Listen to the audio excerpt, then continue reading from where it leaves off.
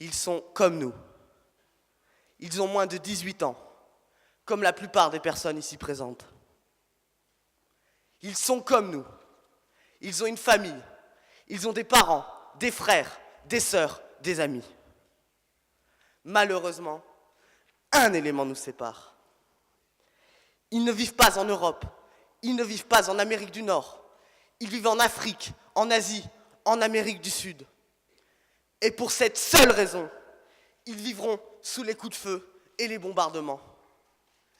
Ils vivront avec la haine, la mort, la peur. Ils seront endoctrinés, torturés et mutilés.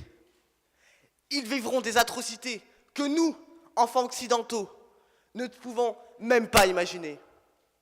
Ils seront même poussés à les commettre. En 1852, Victor Hugo disait « Est-ce qu'on va se mettre à tuer des enfants maintenant? On est donc des brigands ?» En 1852. Vous rendez-vous compte? Rien n'a évolué. 2 siècles après, des enfants innocents subissent toujours les erreurs des hommes. Ils sont assassinés, car oui, c'est un meurtre. Aujourd'hui, 300 000 enfants sont utilisés par des organisations criminelles en Afrique, en Asie, en Amérique du Sud, dans des pays tels que l'Ouganda, le Zimbabwe, l'Afghanistan et la Colombie. Mettons-nous à leur place. Pourquoi payer des hommes à se battre lorsque l'on peut enlever des enfants, tuer leurs familles sous leurs yeux et faire d'eux des machines à tuer? Des dizaines d'organisations continuent à enlever des enfants pour qu'ils aillent faire la guerre à leur place. Et, comme si cela ne suffisait pas, pour en abuser sexuellement. Une jeune fille de 19 ans témoigne de ce qu'elle a vécu au Zimbabwe à 14 ans. Il n'y avait personne pour surveiller les dortoirs. Et toutes les nuits, nous étions violés par des hommes que nous ne connaissions pas. Si nous pleurions après, nous étions battus. La plus jeune fille de notre groupe avait 11 ans et a été violée à plusieurs reprises dans le camp. Certains enfants ont même été utilisés comme kamikazes par l'armée de résistance des seigneurs, un groupe de fanatiques religieux islamistes du nord de l'Ouganda. Des fillettes de 9 ans sont amenées à se suicider dans le seul intérêt de ces armées criminelles. De plus, un grand nombre d'outils de guerre ont été utilisés, comme les mines antipersonnelles.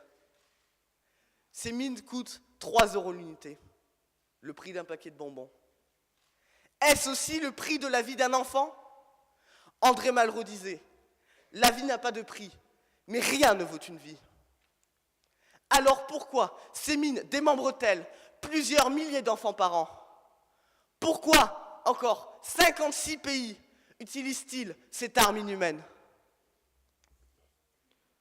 L'article 8 de la Convention internationale des droits de l'enfant du 20 novembre 1989 dit clairement « Les États parties reconnaissent que tout enfant a un droit inhérent à la vie. » Alors pourquoi ces fillettes ne sont pas là aujourd'hui avec nous pour plaider cette cause?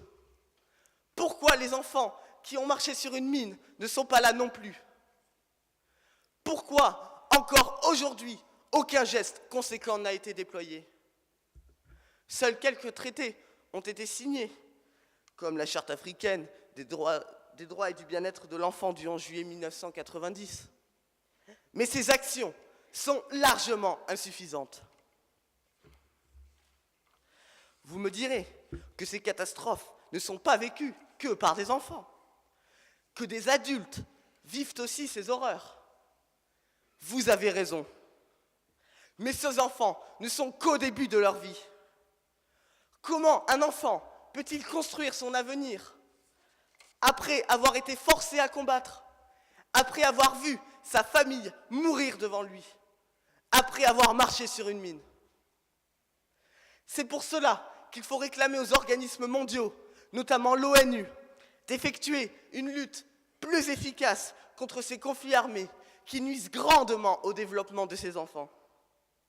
C'est pour cela qu'il faut soutenir les associations leur venant en aide, comme Handicap International, l'UNICEF. C'est pour cela qu'il faut soutenir tous ceux qui défendent les droits des enfants à travers le monde. Mesdames, messieurs, réagissez, agissez, et tous ensemble, sauvons leur vie, sauvons leur futur, aidons-les. Toi, Victor Hugo, défenseur des droits de l'homme et de l'enfant, éclaire-nous. Ils sont comme nous, ils sont comme nous.